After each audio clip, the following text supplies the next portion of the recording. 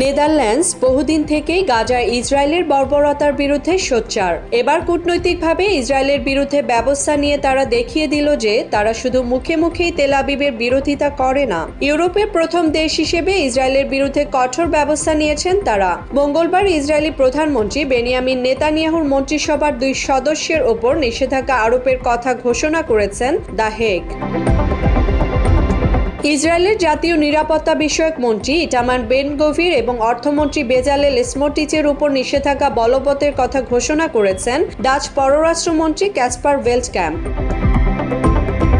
2 মন্ত্রীর বিরুদ্ধে নিষেধাজ্ঞা আরোপের ঘোষণা দিয়ে ডাচ পররাষ্ট্রমন্ত্রী ক্যাসপার ভেল্টক্যাম্প সেদেশের পার্লামেন্টে বলেন, ওই 2 জনের বিরুদ্ধে সহিংসতার উস্কানি দেয়া এবং বিশেষ সম্প্রদায়কে নির্মূল করার চেষ্টা চালানোর প্রমাণ রয়েছে, তাই নেদারল্যান্ডসে ওই 2 ইসরায়েলি মন্ত্রীকে প্রবেশ করতে দেয়া হবে না।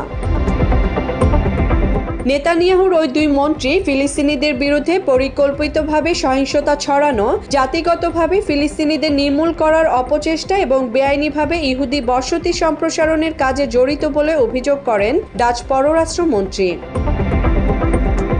তবে নেদারল্যান্ডসের নিষেধাজ্ঞাকে গুরুত্ব না দিয়ে বেন গভির মঙ্গলবার এক্সপোস্টে লিখেছেন, যদি পুরো ইউরোপও তাকে নিষিদ্ধ করে তবুও পরোয়া করেন না তিনি তার দেশের স্বার্থে কাজ করে যাবেন। এর আগে ফিলিস্তিন রাষ্ট্রকে স্বীকৃতি দেওয়ার কথা জানিয়েছেন ফ্রান্স ও যুক্তরাজ্য।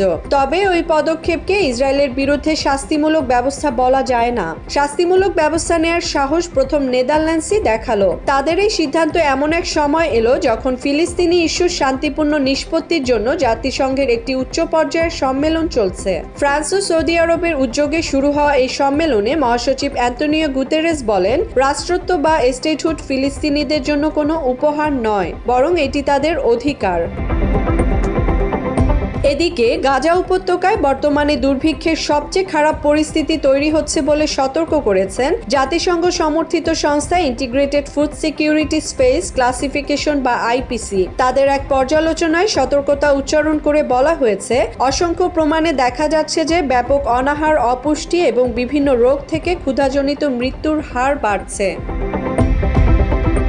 মুসলিমা জাহান মিতু, বাংলা এডিশন।